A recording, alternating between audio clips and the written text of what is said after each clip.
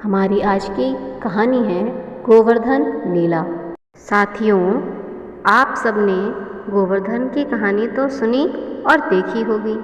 आज हम आपको गोवर्धन लीला का एकदम नया और बहुत ही सुंदर वर्णन सुनाते हैं, जो कि हमारे ब्रह्मलीन गुरुदेव ने लिखा है। नमस्कार दोस्तों, आप सभी भगवत प्रेमी साथियों के हृदय में विराजमान परमात्मा को मेरा राधे राधे। साथियों, प्राचीन ग्रंथों का अध्ययन करने से पता चलता है कि वैदिक काल तथा उपनिषद ही मनुष्य का मुख्य धर्म था। पौराणिक काल में देवताओं की पूजा की रिवाज चली और इतनी बढ़ी कि भारत भूमि ही नहीं बल्कि अरब, यूनान, मिस्र, तुर्किस्तान इत्यादि देशों में भी यह प्रथा फैल गई। लोग ईश्वर को छोड़कर देवताओं की भक्ति करने लगे। यज्ञादि करके देवताओं को प्रसन्न करने में लगे रहते और जो कुछ सांसारिक सुख उन्हें मिल जाता उसे देवताओं की कृपा मान लेते। देवताओं की पूजा उनके लिए हवन, यज्ञ, मंत्र, जाप करना अनुचित नहीं है, करनी ही चाहिए, क्योंकि हवन यज्ञादि से ही देवताओं को भोजन प्राप्त होता है और उनको भोजन पहुंचाना हमारा कर्तव्य भी है, क्योंकि इस सृष्टि को परमात्मा के अनुरूप संचालन करना इन्हीं देवताओं का कार्य है। पर ईश्वर या परमात्मा तो कोई और है, हम उसी की संतान हैं, वही देने वाला है, उसी से दिन और रात प्रेम करना चाहिए, उसी की याद में रहना चाहिए। जब हम परमात्मा को छोड़कर किसी और की आराधना करने में लग जाते हैं, तब हम जाने अनजाने अपने उस पिता का ही निरादर करने लग जाते हैं, जिसने हमें लाखों यातना सहते हुए जीवन से निकालकर मनुष्य जीवन दिया। मनुष्य जीवन इसलिए दिया ताकि जन्म मरण के चक्र से छुटकारा पाकर सदा के लिए अपने पिता के स्वरूप में विलीन हो जाएं। पर अज्ञानतावश हम अपना रास्ता भटक जाते हैं और जन्म मरण के चक्र में फंसे रह जाते हैं। ऐसी रूढ़ियों में उस समय ब्रजवासी भी फंसे हुए थे। ब्रजवासी खेती के साथ गौपालन का कार्य भी किया करते थे। खेती के लिए वर्षा की बहुत आवश्यकता होती थी। किसी पौराणिक पंडित के मुख से इन सीधे साधे ग्रामीण मनुष्यों ने सुना कि इंद्र की पूजा करने से वर्षा समय पर होती है और देश में कभी अकाल नहीं पड़ता। बस उसी समय से इन लोगों में इंद्र की पूजा का रिवाज चल पड़ा। मेघराज इंद्र को खुश करने के लिए यह वर्ष में एक बार कार्तिक बदी चतुर्दशी को बड़ी धूमधाम से अनेक प्रकार की सामग्री तैयार कर इंद्र के नाम पर यज्ञ कराते, उसका भोग लगाते और फिर आपस में भोज किया करते। जब भगवान श्री कृष्ण धर्म स्थापना हेतु पृथ्वी पर पधारे, तब अपनी कौम को इस जहालत के दलदल में से निकालने का विचार किया। भगवान श्री कृष्ण ने सोचा कि कोई ऐसी युक्ति करनी चाहिए जिससे मेरे ब्रजवासी इन रूढ़ियों से बाहर निकलकर सच्चे मार्ग पर आ जाएं और परमात्मा की शरण में लग जाएं। यह कार्य बड़ा ही कठिन कार्य था, क्योंकि ब्रजवासी बिना पढ़े लिखे थे। ऐसे लोगों को उनकी मान्यताओं से डिगा पाना भी बहुत कठिन होता है। तभी उनको गोवर्धन पर्वत की युक्ति आई। उन्होंने गोवर्धन पर्वत की महिमा का वर्णन शुरू कर दिया। भगवान ने गोवर्धन पर्वत को चैतन्य देव कहा और इंद्रदेव से भी बड़ा देव बताया। आप लोगों का पालन पोषण गोवर्धन से होता है, इसीलिए इंद्र को छोड़कर गोवर्धन पर्वत की पूजा करनी चाहिए, जिससे आप सभी को ज़्यादा लाभ होगा। गोवर्धन पूजा। नन्हे बालक कृष्ण की बात सुनकर नंद बाबा, माता यशोदा सहित सभी ब्रजवासी आश्चर्यचकित हो गए। ये नन्हा सा कान्हा कैसी बातें करता है? भगवान इंद्र की पूजा छुड़वाकर इस पर्वत की पूजा कराना चाहता है। इससे भगवान इंद्र कुपित हो जाएंगे और अकाल पड़ने लगेगा। बेचारे ब्रजवासी इंद्र को ही भगवान मानते थे। तब कान्हा ने बताया, इंद्र भगवान नहीं, देवता हैं। इंद्र कौन? इंद्र देवताओं का राजा है, जो कि 100 अश्वमेध यज्ञ करके इस पदवी को पाता है। और जब कोई दूसरा मनुष्य इससे अधिक यज्ञ कर लेता है तो यह राजगद्दी उससे छिन जाती है और दूसरे को दे दी जाती है। इसीलिए उसे भगवान नहीं माना जा सकता। यह बात सुनकर और कान्हा तो स्वयं भगवान के अवतार थे, तो उनकी इच्छा के विरुद्ध जाना किसी साधारण मनुष्य के वश की बात भी नहीं है। बालक कान्हा की बात से सभी ब्रजवासी सहमत हो गए। निर्णय किया गया कि अब इंद्र की पूजा नहीं की जाएगी, बल्कि अब से गोवर्धन पर्वत की पूजा की जाएगी। ढिंढोरा पिटवा दिया गया कि कल सभी ब्रजवासी गोवर्धन की तैयारी करें। कार्तिक सुदी पड़वा की तिथि इस पूजा के नियत की गई। जब यह दिन आया तो सभी स्त्री पुरुष बच्चे अनेक प्रकार के व्यंजन पकवान बना गोवर्धन की ओर चल दिए। भगवान श्री कृष्ण ने स्वयं पुरोहित का काम किया। सारा सामान पर्वत के पास रख दिया गया। भगवान श्री कृष्ण ने कहा, अब सभी लोग आंखें बंद करके श्री गोवर्धन जी का ध्यान करेंगे। वह स्वयं प्रकट हो आपकी सेवा कबूल करेंगे।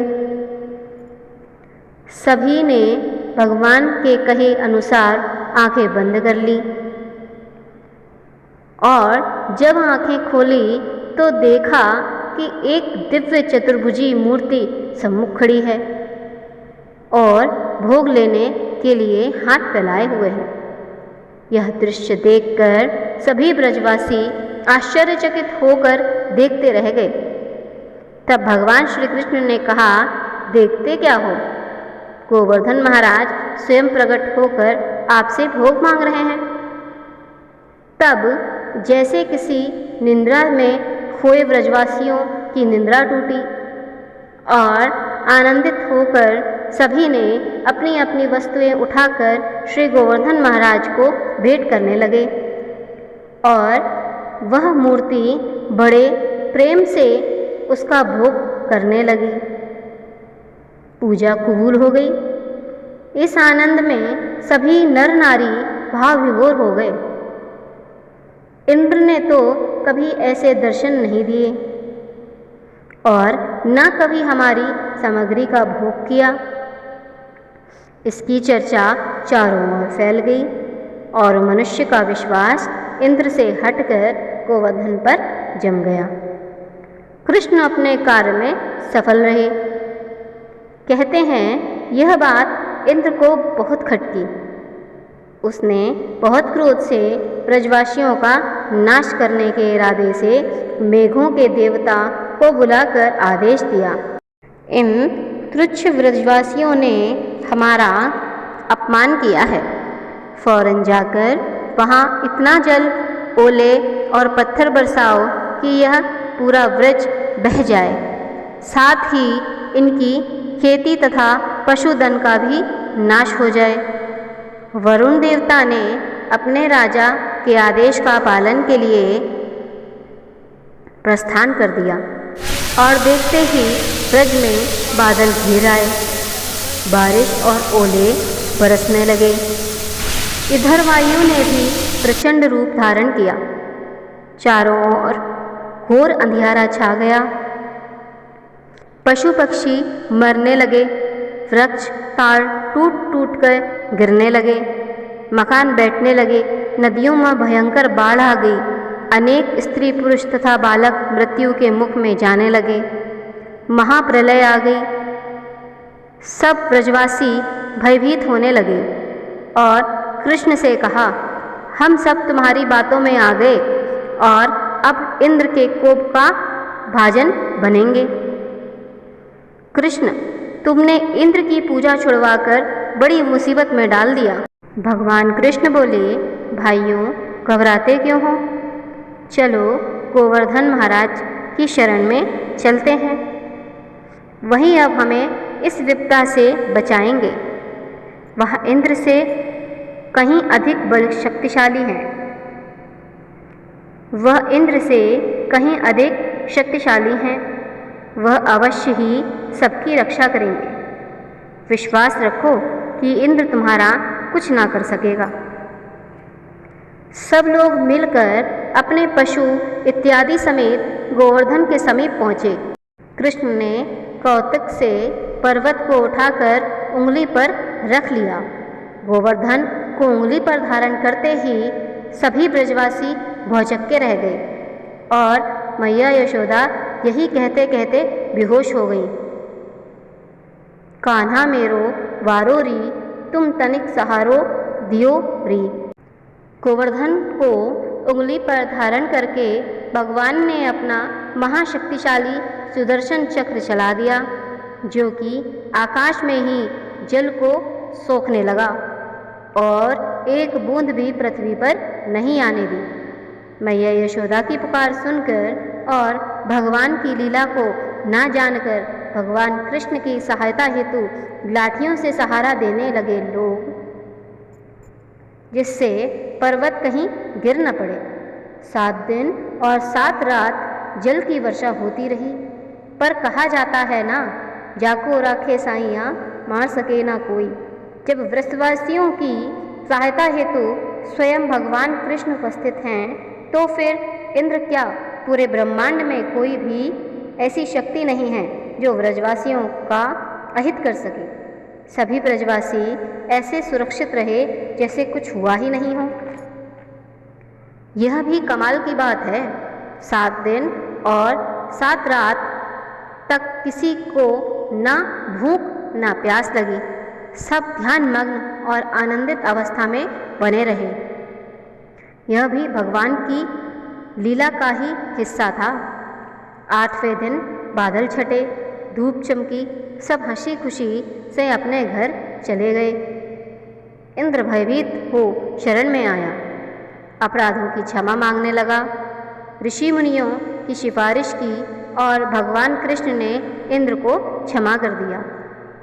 कृष्ण बोले, इंद्र, तुम राजमद में अंधे हो गए।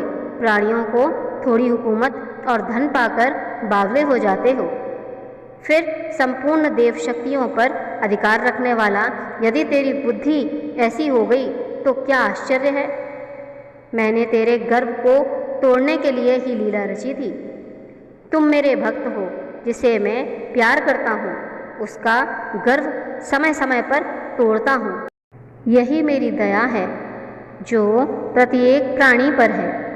मैं भक्तों को जब कभी दुख देता हूँ तो सुख के योग्य बनाने के लिए। जा, आज के बाद मेरे कार्य में दखल मत देना। अब निर्भय हो, तू अपना राज्य कर। यह गोवर्धन लीला स्थूल की है जो दिखाई और सुनाई पड़ती है। अब आगे सूक्ष्म जगत की लीला भी सुनिए।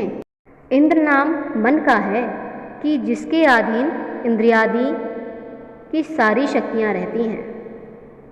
ब्रजवासी सुव्रतियाँ हैं जो अभी तक मन को ही सब कुछ समझ उसी की आज्ञा पालन में लगी रहती थीं और हर समय उसको खुश रखने का उद्योग किया करती थीं।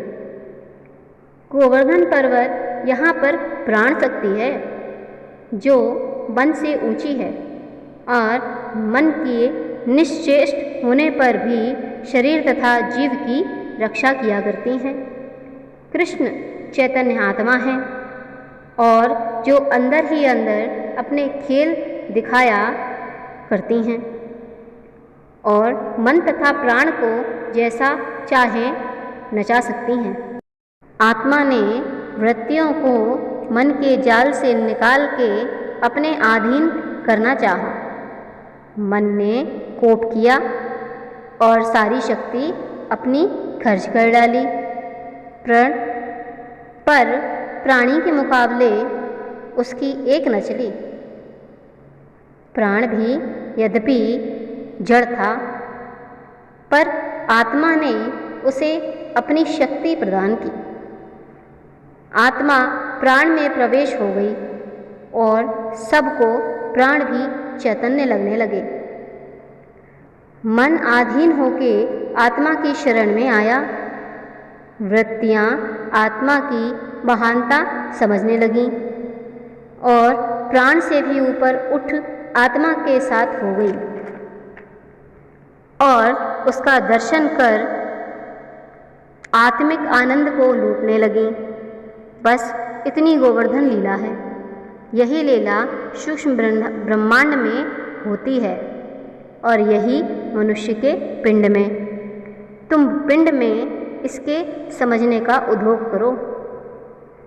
इसी के साथ यह कहानी समाप्त। जय श्री कृष्ण।